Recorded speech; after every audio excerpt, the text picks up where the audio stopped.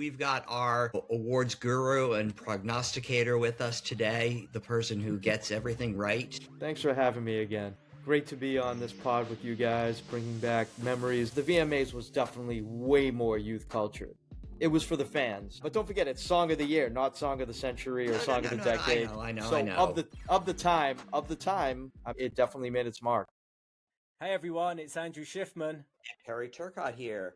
We both worked at MTV in the music and talent department in the late 90s, early 2000s. Yeah, it was a time where music videos, TRL, The Jersey Shore, and the Osbournes ruled the airwaves. Yes, Andrew, those are some great years. So tune in every week as we catch up with old MTV co-workers, record label execs, VJs, and artists. I can't wait, Perry. We'll give you insights into meeting superstars before they were superstars and some juicy secrets from that golden age of MTV. So grab your headphones and get ready to relive the era of music television and the people who shaped a generation.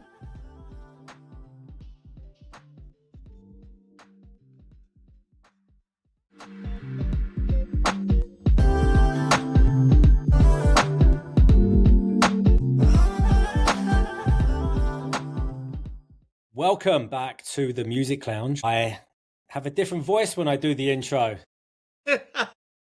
Welcome back. I try and be like a television or like a movie announcer. Welcome back. The movie guy. Yeah, the movie guy. Mixed with the boxing guy. Let's get ready to pod. Yeah. Let's get ready to podcast. We have a great show today. We're back. It's middle of January. This is going to be a special ode to Grammys and MTV award shows. So that's what we're going to talk about. We have our resident guest, Mr. Justin Prager, and as always, my co-host Perry. How you doing, Perry? I'm doing well, Andrew. We've got our awards guru and prognosticator with us today, the person who gets everything right when it comes to picking who's going to win awards. I'm saying that to make him blush right now. When you listen to this and hear who he thinks is going to win, and then you watch the show on Sunday, comment back to us about what you think, he was right. How you think he did. How I got them all wrong, yeah. So welcome, Justin. Thank you for being with us. Thank you. Thanks for having me again. It's always great to be on this pod with you guys, bringing back memories and everything else, the good, the bad, and the ugly. Yep. 2026, it has to be good. Yeah. Well, we're happy that you were able to join us because I know you're a very in-demand podcast guest these days. And I'm everywhere. Yeah. He's on TikTok. Follow Justin Tyme Prager on TikTok for some great commentary on some new music, I guess. I need to listen to a lot of those. You know. Whatever you're doing, follow him. Yeah. And commentary and all that other fun stuff. Yeah, so give us a sort of a rundown or an example of what you've been doing on TikTok. I do a New Music Friday segment every Friday. Heard of that. So kicking off with that. Can you believe that? So clever. But also talked to Bob Ware from the Grateful Dead, passed away a few days ago, almost a week ago now. Did my little talk about that and what he meant to the music community. Also, just did something on the year 2016 since everybody's posting pictures and videos and everything else. So I did a top 10 of 2016, the top 10 most popular songs of that year. Had my little commentary about the Stranger Things music being used in the show. I'm sure a lot of people disagreed with me. I didn't really say they were bad choices. I just said they were not obvious, but songs that have already been used in other places already. So I was just a little surprised because a little less creative, but the supervisor for the show, the music soup for the show is great. She's definitely picked a lot of great music before. So I was just a little surprised, especially with the Prince stuff, because that comes from a soundtrack from a movie, from Purple Rain. So it was just things like that. I don't know. Go to my TikTok, check it out, and you can disagree with me. Did you have alternates of what you thought she should have used? Nah, I mean, that's so widespread, you know? I mean, I had a couple ideas. It was just more about stating the obvious in a sense. Right. Like Running Up That Hill was amazing because incredible. That was a huge song actually in the UK, but here the cool kids knew it, but it wasn't really a big hit or anything. So a song like that, a moment like that when you bring back a song on a Right. #1 trending show. It just fit, and it's Right. hard to bring that back. But I Right. was even more surprised, and actually I was surprised to hear the Metallica song last season also, Right. because they're Yeah. so tough about granting licenses to use their stuff. But the funny thing is they totally embraced it when they were on, because they had that character like show up at shows with them and stuff like Yep. that. I thought that was awesome. Well, I mean, you can't deny the popularity of the show. Right. So I think at that point, management and the band were like, yeah, I think this might be a good idea. Not only gaining a whole new audience, but also gaining a whole new paycheck as well, which they're I never like mad the way about. they rolled out the finale and made it a massive end of year event. I will say I haven't seen it yet, so please no spoilers. I've only seen half of the first episode. I'm having a hard time. You guys haven't even seen the final season yet? Okay. I won't say anything. I went back on a Game of Thrones kick, and I watched the whole series in 2 weeks. Oh, did you? Yeah. I tried to get into Game of Thrones. I tried Game of Thrones. I'm not really. Yeah, I'm not a big fantasy, medieval, whatever you want to call it, type of guy. So, but Stranger Things somehow captured my attention. So, but there's some good music in it. I mean, I'm assuming you guys already knew that Prince was used. Iron Maiden was used, which nobody saw that coming. Fleetwood Mac, another one that to me was a little obvious, but yeah, but overall, they've done a great job either revising or reintroducing or introducing new music and old music to a whole new audience. So that's always a good thing. Sounds like something MTV did back in the day. Terry, yes. How are we doing? I got distracted. Sorry about that. So, Justin, yeah. When you were at MTV, obviously the VMAs were a huge event for MTV at that time. Yep. And music programming was really involved in shaping the culture. So when you look at the Grammys 2026 and the nominees, how does their influence compare to what the VMAs represented at their peak time at MTV? Yeah, the Grammys always, I don't want to say always, but always felt like your parents' industry award show, whereas the VMAs was definitely way more youth culture. It really hit that younger audience. It was for the fans. Yeah, I think the Grammys have gotten more youth oriented over the past 10 years or so. They saw the VMA model in a sense and said, yeah, we better young this down a little. And then especially with social media and the the younger audience rules now. There's no question about it. Right. You look at a Grammys from like 1977, and it looks like the average age there is like 75. It's unbelievable how stuffy and older the audience at least looked. I mean, the funny thing is they were all probably like 35 or something, but just the aesthetic of the Grammys was really, really stoic back then. It's I mean, on the it was same fun, level but as the Oscars and the Emmys. It's like right, yeah, it's a very traditional the same demo, exactly, the same look. Right. When you look at the VMAs, even from the TV music promos and the packaging, like everything was loud and colorful and moves edgy, and even some on-air graphics that you're like, holy shit, I haven't seen that before. And then you've got the guests and the hosts and the music books, and it's just very youth culture. And youth culture from every vertical, you'll have celebrities presenting as well. It's not just geared to only music artists, but it's funny, so the first time I heard of Somber was when he performed at the VMAs last year. I didn't know who he was. It was my first exposure to him. And now he's nominated for Best New Artist Grammy. That is, 10, 15 years ago, he probably would not be nominated for a Best New Artist Grammy because it still would have been very mainstream, I think. So I think that they've definitely, like you said, aged it down quite a bit. Yeah, they've just had to, I mean, there's always going to be people our age and older that are still going to watch and have those viewing habits of sitting in front of the TV for 3 or maybe sometimes 4 hours if it goes overtime. But, if you're talking about a 15-year-old, they are so in and out, they can basically just look at the phone and see performances from these artists in other places and still be just as wowed in a sense. And it's pretty crazy because I watch a lot of stuff on Twitch and on Kick, and those are 2 big streaming platforms. and Kai Cenat, who I think might have just retired at the age of 23 or 24. Supposedly he's out of the game for a minute, but I'm sure he'll be back soon. Definitely one of the biggest streamers. And I was watching him from the BET Awards, and he was streaming from the BET Awards, just basically having the camera on himself. He's in the audience, he's making comments, he's going backstage, talking to Kevin Hart. I have to say that I wouldn't be surprised if pound for pound, he had more viewers watching than BET itself on the channel.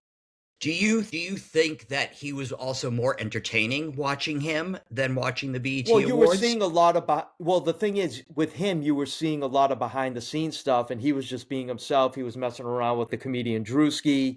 He was talking to people. He was taking selfies right on camera while he's talking. There was no agenda. He was really there just to walk around, bump into people, and that's what the younger audience wants now. They don't really want the scripted. Here's this category. Here's this category. They want to see what's going on behind the scenes and more in real life type of situations. Well, and it's funny too, because him doing that costs him nothing. To produce the BET Awards is He's millions of dollars. Right.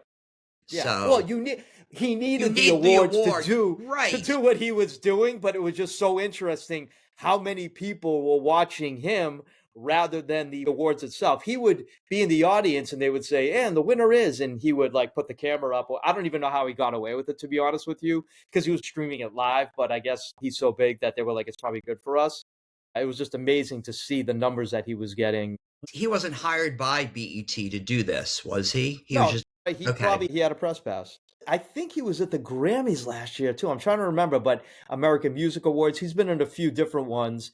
And like I said, he was just getting huge numbers just by walking around and talking to people. He's in the audience, but then he goes backstage. So that is what the younger audience wants these days. They don't just want performance, presenter, tribute video, performer, presenter, tribute video. Moments as well.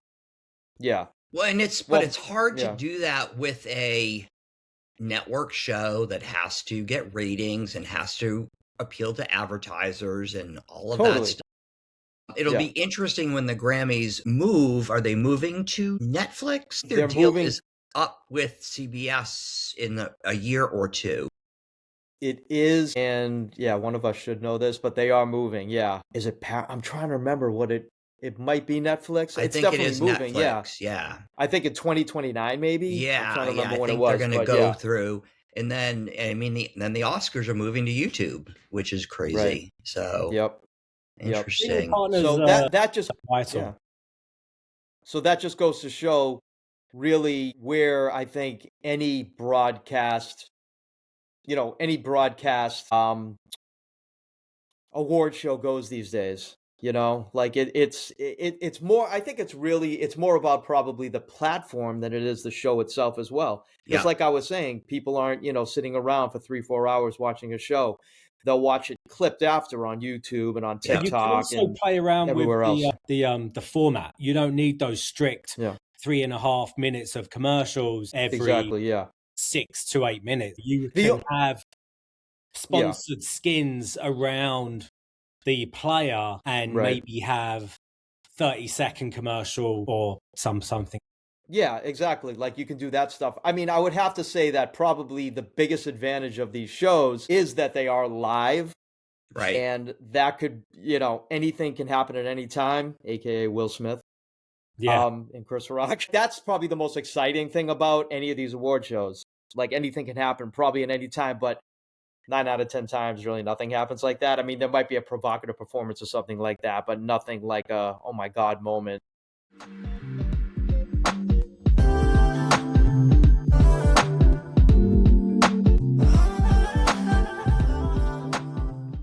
Well, when you talk about, the moments, whether it's something off camera or on a performer, like obviously the iconic Britney and the Madonna kiss, or an iconic collaboration, MTV was always waiting for that moment. The Grammys, we've talked about, leads a little more industry. And what do you think is more impactful today in the music award show environment? Is it the balance that people want to have that MTV feel, or are we moving towards more what the Grammys are doing, where the moments are really leaned more to the collaborations, I think, less someone's going to do something crazy on stage. I think a lot of it probably leans towards the times, meaning like what's going on right now in the world. So you're going to have more of those kind of emotional type of collabs versus these energetic, wacky, or whatever. Right, right. You wouldn't see. Yeah, especially this year with everything going on. I think it might lean a little more, maybe it might, I hate to say it, but maybe a little more somber this year. I'm hearing I see rumors what you about did there. I see, yeah. Good one. Oh, I didn't even try that, but hey, I'll take the credit. Thank you for pointing I'm that a big out. fan of the Grammy collabs, and I've actually Yeah, the Grammy really collabs resonated to artists because I've seen them. Yeah. I mean, yeah, on the Grammys. the Tracy Chapman, Luke Combs from a couple of years ago was brilliant. Yeah, I was just gonna say that one, right. I mean, yeah, that was you great. hadn't seen her in so long, and she came out and performed with him. He didn't do anything different to the song. He just basically Right. played the Yeah. song the way it was originally Right. arranged. Right.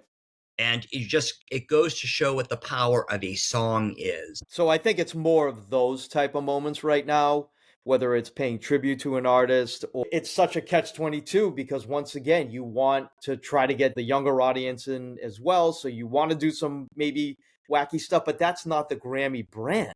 Right. It's just right. not. Like they can try as hard as they can to try to do all these crazy things. Trevor Noah is hosting again. And he's great and he's very witty and He he'll doesn't bring a say young audience. he'll bring a younger audience, but he's not bringing a young audience. You know what I mean? No, Right. I've got So two girls, right? 18 and 15. Even if Right. Madison Beer was performing, which is Yeah. one of their favorite artists right now, they Right. don't care about watching an award show. Right. But they Right. would watch the performance clipped Yes, into. yes, exactly. Yeah. Well, that's the thing. If That's it what I'm shows trying up to on say. their Yeah. TikTok feed. That's where they're gonna watch this. That's where they're gonna see the Grammys. That's how they They don't probably care know the about Grammys at this point.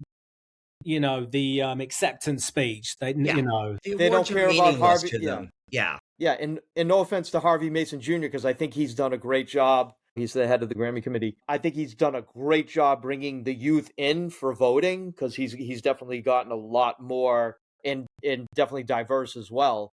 As far as the Grammy voting committee now, who obviously votes for each category, he's done a great job with that. But that's still not going to translate to getting younger viewers. The nominees are the nominees, and I know that a lot of them are on the younger side, but it's just, I think the Grammys in general are just, they're definitely more of a traditional type of award show. Don't forget, there's a lot of these award shows that are struggling now to get performers. I know that, one of them, the American Music Awards, they had a really tough time booking artists for that. Really? So, yeah, like as far as the ones that they really, really wanted. So, it's getting tougher and tougher. I would say I was thinking about it.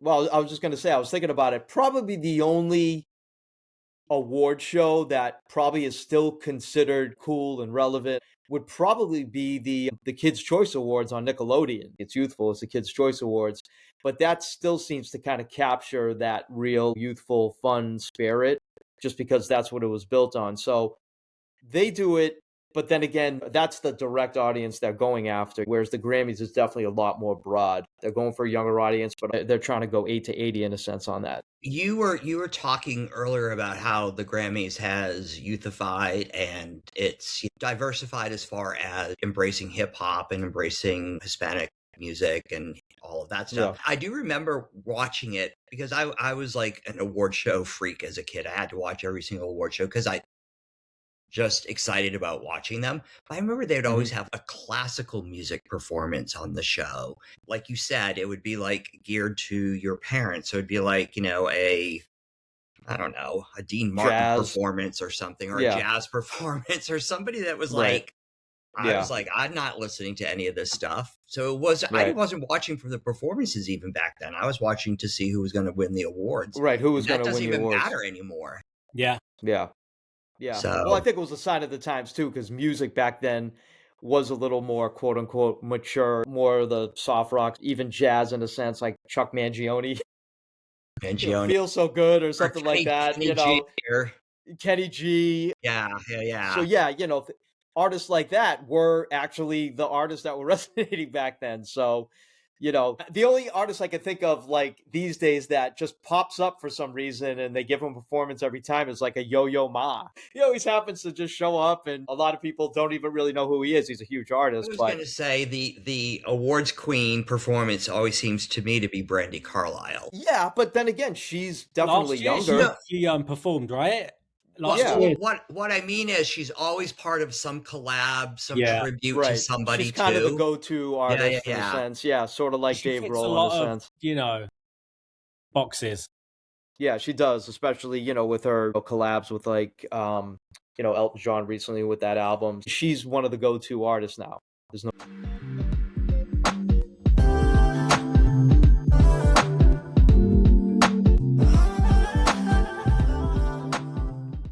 question about it. Yeah. So back in the day with the VMAs, a performance on that show could change an artist's trajectory. Do you think that there is something like that can happen in the Grammys today? I think the Grammys have done a decent job at becoming relevant again, though the ratings may not say that. They've definitely been down the last few years. A big moment of performance will always shine through to those who actually are watching. Right. Once again, it's a situation where I think a lot of people might see it live, but more people are going to see it after the fact if it becomes a big deal, because they're going to watch it on TikTok. They're going to watch it on YouTube. I was going to say less risk taking. EMA's always had that 30-second performance going into commercials where it's an emerging artist that you may not have ever heard. The Grammys are less likely to give a new artist that kind of platform to totally jump on. They might give one new artist that platform and give them a full song. But yeah, the VMAs were definitely better at giving more shine to more new artists, in bites.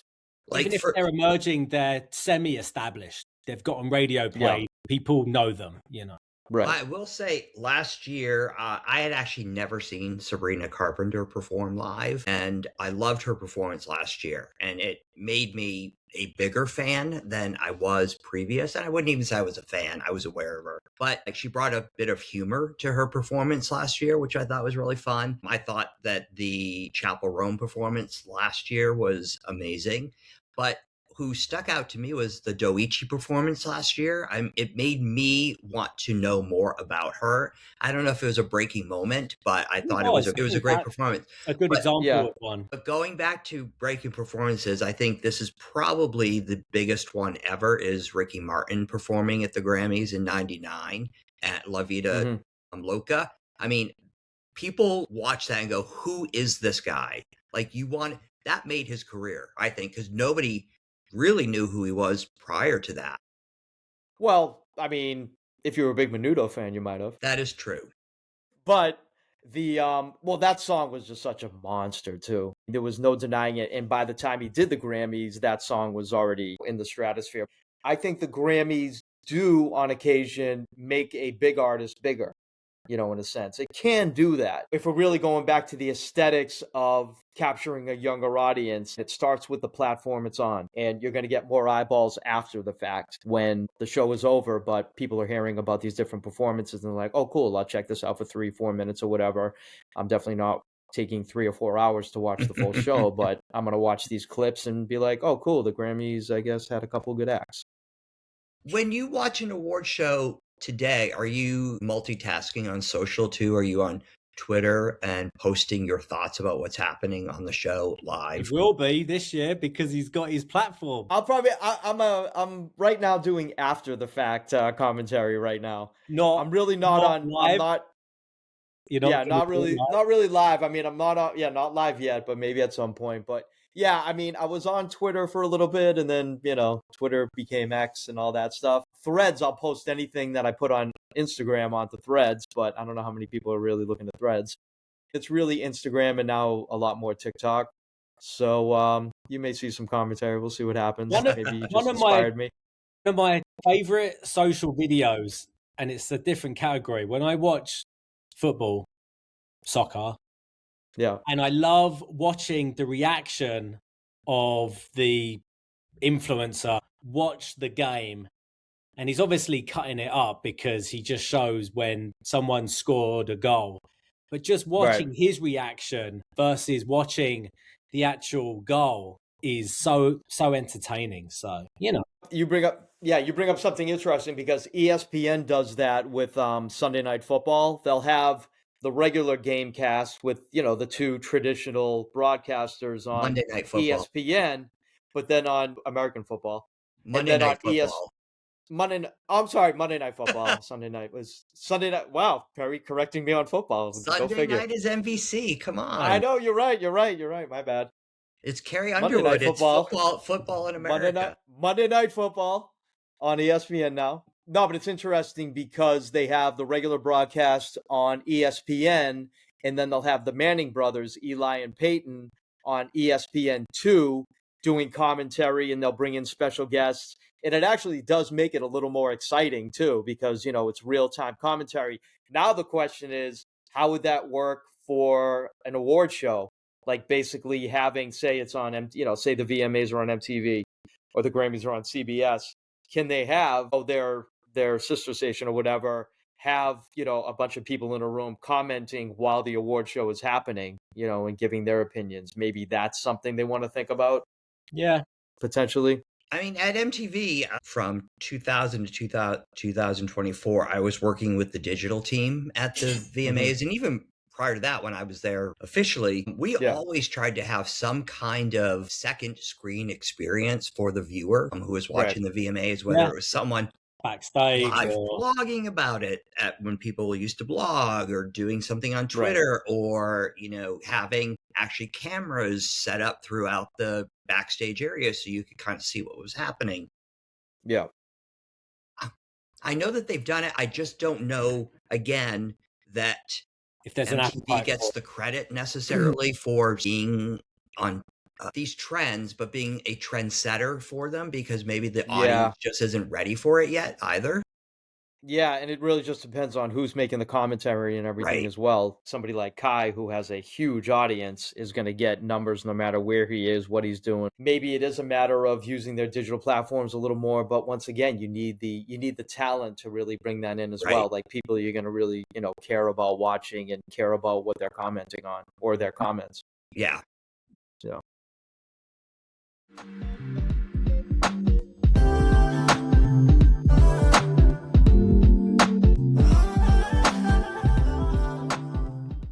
Back at MTV, we were doing a lot of our programming and decision making from audience energy and our gut feeling. There was very little data around booking and coming up with show ideas, maybe because we were so forward thinking and first in the mix. Today, and you probably saw it at Vivo as well, being digital, there's so much data and analytics, and now that probably plays a much bigger role. Do you think that shift has impacted award shows like the VMAs and the Grammys on booking artists, and how it's going to resonate online, live, or after the fact? And does that influence who they book and artist discovery? Yeah. When I was at Vivo, cultural instincts and audience energy via like views and reactions and things like that still definitely played a big role in what I was programming. But like you said, these days data was king. And I think the tables have turned, whereas the audience now sort of dictates what's hot versus the gatekeepers of the past doing so. So you got to kind of think of it like that as well. I always programming, no matter where I am, where I was always from the gut first. You really, if you're a good programmer, the audience. And I've always said, you don't have to like everything you're programming. You just have to understand it. And I think that's really, really important. So the tables really have turned. I think you're almost following the audience's opinions more than you are, in a sense, charts too, because everybody's influencing everything now. It's not just so one-sided as it used to be. What I think, though, too, is what I've noticed at how the Grammys have imitated the VMAs is that every artist has to have a huge set piece for their performance. And I don't think that was how the Grammys were run initially. I think they took that from the VMAs, because yes, you can have the best performance ever, but if you don't have something visual happening on stage and then on screen, it is there's no chance that it's ever going to go viral, after the fact. Right. So before social media, it didn't matter too much, right? So right. Yeah. But every performer these days has to have flares, and it has to be like multiple sets, and it has to be so choreographed, and it's great to watch, and I'm not discounting it at all. I really it makes the award show better, and it makes me more of a fan of the artist. Other than, like I said, the Luke Combs and Tracy Chapman performance, you can't have two people up there with guitars just singing. Right. Well, you can. It's funny you bring that up because Saturday Night Live has really become that. Like, you need elaborate sets now. The artists are demanding elaborate sets Which now is compared to back crazy in the because day. that stage is so tiny. I know. Somehow they work it out, but if you notice, there's been so many over the last few years, been so many more custom sets, whereas before it was basically the backdrop of the subway or whatever in the back. And I hate to say it, but I think the artist that was responsible for really turning the tides on that was Kanye.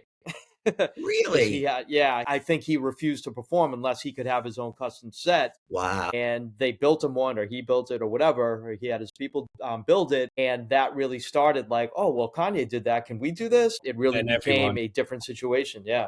I thought the one with Billie Eilish with the room rotating, the very similar to like the Lionel Richie Dancing on the Ceiling video. I thought that was cool. a really cool one that she had done. Yep. Yeah. Yeah. No, there's been some great ones. So just in general, visualization is just so much more important now with artists because it really is all eyes on everybody. And the visual aspect of music is almost, I hate to say it, but almost more important than the audio portion of it in some cases. So yeah, you're seeing more and more eclectic visuals than you did, 10, 20 years ago. And it's amazing to me also how sometimes they even have two sets. They've got enough time to break down one set and put up a second set for the artist, or at least take down the first set and them just being on the main set. Right. It's crazy that. Yeah, there's a lot of rotating stages and stuff like that they got to deal with. Yep. So, all right.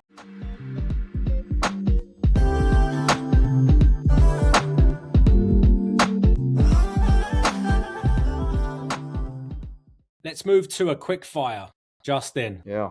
We don't want too much time spent on this. The big four Grammy 2026 categories: Album of the Year, Record of the Year, Song of the Year, and Best New Artist. And you can take our takes as well. So let's go Record of the Year. Obviously an award presented to the artist, producers, the recording engineers, the mixers. It's more of a technical award. Yeah. You've got Bad Bunny, DTMF, Manchild, Sabrina Carpenter, Anxiety, Dolce, with Wildflower, Billie Eilish, Lady Gaga, Abracadabra, and Kendrick Lamar with SZA, Luther. The winner is Justin Prager. Who is the winner? Record of the Year. I got to go with Bad Bunny, DTMF. It's based on, I think, I haven't adding Subway, Chapel Roan, and Chapel Roan, yeah. APT Rosé with Bruno Mars. I think it's going to be Yeah. That song was very. Yeah, I mean, don't forget this is Record of the Year. So I'm just thinking. I know. Yeah. So I hear what you're saying, and APT obviously a huge hit, and you can't get it out of your mind. I mean, there's no doubt that it was one of the biggest, if potentially the biggest song of the year. Record of the Year, I am thinking kind of artist and production and stuff like that. And just Bunny with what he did with the album and just so many kind of different styles and things like that. And just him really kind of shaping the culture. That's the reason why I picked him. I mean, all these other songs are obviously amazing songs. There's maybe a couple that I'm not, as hot on or whatever, but just for some reason, I just think the Bad Bunny track is, and for culture, like I said, just cultural reasons and things like that. I'll tell you why I think it's going to be Bruno Mars and Rosé. The Grammys love Bruno Mars. Anything and everything he does gets Grammy recognition. And I think just got the highest selling recording artist for his new tour coming up. Yeah. Yeah. Well, he just added two more nights at MetLife Stadium. He's got 4 nights there now. Probably. Yeah. It's incredible. Yeah. And so oftentimes song and record of the year go hand in hand. Like So I think if he's going to have Song of the Year, he'll probably win Record of the Year too. Yeah. That's my feeling. Time, I guess, I'll go for Billie Eilish. I love her production, and I thought this was a great album. I don't think it got the recognition it got and deserved, but, there was some big songs on there, and, I just think there's something special about the way that she's so involved in the process, her and her brother, so. Yep. All right, moving on. Album of the Year. This is awarded. We don't want to save that for last? I'm just going in order. I have them written down, man. All right, go ahead. We're not in the same order as the show. It's a good thing about having a podcast. We can do what we want. Yeah, that's true. We can do whatever we want. Like, why are we, All right, let's do best jazz album. We've got Bad Bunny again. Justin Bieber's coming this one. Sabrina Carpenter. Lips. Pusha T. You got Lady Gaga. You got Kendrick. Leon Thomas. Tyler the Creator. I'm not that familiar with many of these albums. Mm-hmm. I'm going to go out on a limb. This is where I think Bad Bunny's going to win. Yeah. I agree. Again. It's just, yeah. The only thing I think that could hold him back is it's a Spanish language album. I think that the Grammys, some of the Grammy voters, some of the older Grammy voters may not understand it, obviously. They definitely don't. Is the only thing the only person I think that could also win in this category, it would be Gaga. And that's only because she appeals to a much broader coalition of Grammy voters. Yeah. Right. Yeah, I mean... And I love that album, but I don't think it's album of the year. Most of these albums I'm pretty familiar with, and they're all solid, or else they wouldn't be nominees for this. But just the Bunny album and just everything around it and just what he's doing right now with just really transforming music in a sense. And I know a lot of people are going to be against it. There's been so many people bitching about him being the halftime performer at the Super Bowl, which I think is ridiculous, to be honest with you. It's one thing if there was, a Latin artist every year or something like that. I would say the same thing if it was a hip hop artist or a rock artist every year or whatever. But for him to have this shine and how big he is, he deserves it. And yeah, I just think all these factors play into it. And that's why I agree with you with Album of the Year. What was the biggest selling album of all of these? Was it his? I believe so, yeah. Yeah. I mean, Sabrina was up, and once again, it's really hard to say biggest selling because I know. It's tough to put a number. I know Gaga did really well. Clips is interesting because it's been on everybody's top hip hop album of the year, so that's why you're seeing that there. As far as sales and stuff like that, I'm not exactly sure how well it did. And Tyler is definitely one of the biggest hip hop artists out right now, if not one of just the biggest in general, just because he's another guy. Leon Thomas is an R&B singer. He's gotten a lot of recognition. I actually saw him at the Brooklyn Paramount a few months ago. Really talented dude. He plays like every instrument. Some people call him a Prince-like artist, but I don't know. To me, he's almost D'Angelo, Stevie Wonder, and a little Prince. I mean, there's no question about it. But he's extremely talented, and he really broke through. Speaking of the BET Awards, he was like one of the breakout artists on that show. Good for him. Good for him, man. All right, moving on. Song of the Year. This is a massive list. Abracadabra, Gaga. You've got Anxiety, Dolce, APT, Bad Bunny, Golden from Demon Hunters, Luther, Manchild, Sabrina, Wildflower, Billie Eilish. Mm-hmm. Could be a Demon Hunters. Here's the thing. I think the win for Demon Hunters is the nomination. Really? I have a hard time thinking Grammy voters are going to award that as Song of the Year. I think, again, it's going to be Bruno Mars and Rosé with APT. I've got to disagree. No, I'm going with Hunter X. Yeah. The K-pop Demon Hunters, Golden. And I'm saying that because that is what I like to call an 8 to 80 song. You know it if you're young. You know it if you're older because your kids and grandkids have been playing it like nonstop and watching K-pop Demon Hunters. It's just one of those songs that you just can't get rid of. All these other ones, more than worthy. Perry, you keep bringing up Rose and Bruno Mars. I would say out of all of them, that's the most memorable one, just as far as the chorus Demon Hunters did this year and just everything around Golden. To me, I just feel like it has a really good chance at Song of the Year. I think the only drawback is our Grammy voters going to look at it and go, in 5 years from now, am I going to be embarrassed that I voted for this song as Song of the Year? Like, is this another Milli Vanilli type thing? Well, don't forget it's no, because they're legitimate singers. But don't forget, it's Song of the Year, not Song of the Century or Song of the Decade. I know. So of the time, I mean, it definitely made its mark. So good one. Yeah. I like that. Maybe I'm going out on a limb, but yeah. All right, we will see. On. The last comment. Remember to comment. Last of the big four, Best New Artist Award. I like this award. Olivia Dean, Cat's Eye, The Marias, Addison Rae, Somber, Leon Thomas, Alex Warren, and our girl Lola Young. I'm a big alternative guy. I'm torn between Somber and Lola. I think they both had great years. They were crossover artists, big audience. I like Lola, but I'm going to go with Somber. Okay. Perry? Shocked that Addison Rae is in there, number one. But I guess she has proven herself as a musician this year. I think it's going to be Alex Warren, although I don't think that he merits it. I think that having one hit song, and I highly doubt he's going to have a follow-up. But he will win because it's the song that everybody remembers from this year. I'm actually surprised he wasn't nominated for Song of the Year too. I'm actually more surprised about that because, and I mentioned this on the show, and there's nothing against Alex. He's an extremely talented singer and all that. But to me, it's more about the song than him. I think people know the song. They don't know who sang it. True. I really feel that way about it. So, and Alex, if you're listening, which would be great if you are watching, nothing against you, but that song, and a lot of artists have experienced that, the song becomes bigger than them. Yeah. So that's why I'm going to say Alex will not win New Artist, and I will be shocked, and I really say this with a lot of confidence, that Olivia Dean, I'll be shocked if she doesn't take this category. Mm-hmm. So I'm saying Olivia Dean.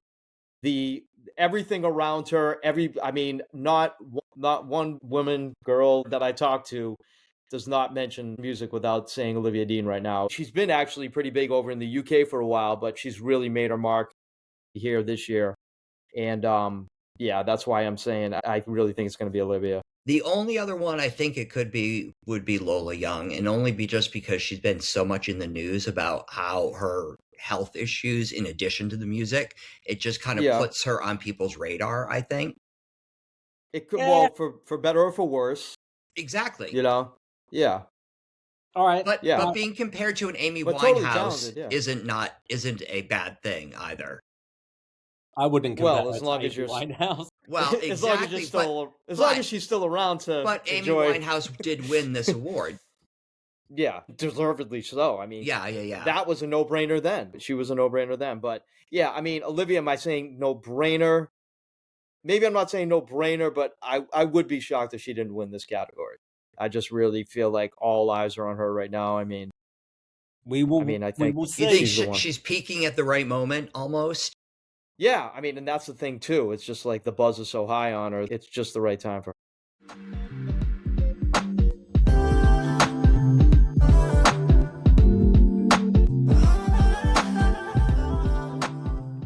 Getting to the end of talking about the award shows, labels, managers, brands, artists planned their entire promo strategies around award show cycles, being nominated, being able to appear, being able to perform. Do you think that the Grammys, VMAs, and other award shows still drive those decisions now? I would say only if the stars align. So in other words, if it's an artist, it's a big artist that plans on releasing something in Q3, because you're thinking about like September, that's where this would come in. You see artists like a Beyonce just putting out an album and not telling anybody, and it's out there. So as far as bigger artists go, I don't see that really at all these days. If it's a up and coming bubbling artist or whatever, they might want to be a little more strategic about putting it around an award show. But I think the most part in this day and age, especially when you quote unquote control your own destiny with your own social media and everything, I don't think it plays the number one part. Do award shows still play a part? Definitely in the mix if it's in cycle and everything with the album, but social media strategies, online features are probably more important than anything these days. Agreed. Plus, there's going to be so much around the Grammys and 100 other artists. It's going to be hard to compete for that social space. Right. For you to promote something, you almost are going to get lost in the shuffle. Now, before, I think you could put all your eggs into launching a Killers or a Green Day tour or album, and that be a big focus on their Grammy performance. Right. But now I think it's going to get lost in the shuffle. So, agree. Yeah. Looking ahead, if we fast forward 5 years, do you think award shows are still going to need to evolve into that cultural relevant experience? And, an idea is, do they become year-round content platforms and fan-driven experiences, or do they still become a one-week event throughout the year, Yeah, you're talking about tentpole events, and tentpole events are the ones that make the most money. So you still have to have that annual once a year thing. That's not going to go away. As long as you have advertisers paying for it, that's not going away. But do I agree that they should do a little more kind of rollout over the year? Like, hey, Grammys are coming up. Yeah, say it's July. Take a look back. Looking forward, you guys are a part of this year where your vote counts, because the Grammys really don't have a viewer vote. It's really all about the committee. So I think we're going to see more and more of that come in. Whether it really plays into the voting is another question, but at least to have the audience feel more inclusive is going to be detrimental to these shows, to involve them more and more, because they're not watching. Well, and don't forget, Grammys are moving off broadcast. They're moving to a streaming platform. Right. That will allow for more year-round ancillary programming, because it will be easily accessible and easily producible to be able to throw up a year of winners or a playlist of best new artists and throw up content around that. It'll be easily digestible to throw that up on social and streaming platforms. You mean if CBS was smart now, they would be aggregating all of their previous Grammy content and promoting it on Paramount Plus for the last month or two. That's what I thought the VMAs were going to do when they went to CBS and they simulcast on Paramount Plus. I thought, unless I missed it, I thought there was going to be a big area leading up where they just program performances. It's the type of programming I enjoyed doing working at MTV on hits. We would do weeks, almost a month out. I would do here's a playlist of the last 15 years of winners on whatever category. I would have category playlists, and I think even missed opportunity. Yeah, I would say even making past shows available, past performances. I mean, I know a lot of this is out there, but having it a little more concentrated that you can promote. It's not hard, I know Paramount. Same rules, different tools, man. Exactly, and Paramount hasn't done the greatest job with the MTV catalog in general. Yeah. I mean, I know there's obviously a lot of rights issues and everything like that, of course. But I mean, I think the majority of the stuff could be cleared one way or the other. So, it has to be a whole new mindset. And I think slowly but surely the Grammys are creeping there. MTV with the VMAs. I mean, will there be a VMAs this year? That's a big question too. I would assume maybe in some way, shape, or form. Right? It's really the only show left. So, that's another question. Is it going to be around? The Grammys will definitely always be around in some way. Like I said, I don't think CBS needs 2 music award shows, but then again, you do have Oscars, Emmys. You do have various things that overlap. But not as. I mean, but Golden Globes does well, and the Oscars does well. I mean, and those are both movie award shows. Emmys does well. Emmys does okay, but I think it's also. Award shows used to be the only place that you could see the celebrity that you wanted to see the performance that you wanted to see. none of that exists anymore because of what social media is. Yeah. However, I do think that there is something to be said for all of these artists coming together and being on, and when I say on one stage, like the fact that you're going to be able to watch Kendrick and Bad Bunny maybe, and Gaga and Sabrina, like, and you might not be watching it live, but you're going to have the opportunity to go back and watch something from your favorite artist. And I think that's what's going to keep these shows going. Yeah. That's the thing. End. Yeah, on demand. Yeah. Well, this has been a great episode. I know Perry's got his little shtick to do. Yeah, so please remember to rate, review, like, and share the podcast. And as I said, please comment on Justin's picks to see if he is right or wrong. What about your picks? And what about Andrew's picks? Comment on them too. You're the awards show guru. I mean, come on. Didn't know that, but I'll take Follow that Justin, title for Tyme, now. Prager on his TikTok channels. I got to go pick up my daughter from school because she has an eyebrow waxing appointment. Oh my gosh. So that's what I'm doing. That's so 2026 of you. You know, these are priorities in my life. Okay. Well, thank you for listening. Thank you for watching, and we will see you next week. I might get a little. Yeah, I think you need one. Well. All right, guys. Good to see you. All right. Good seeing you guys. See you next week.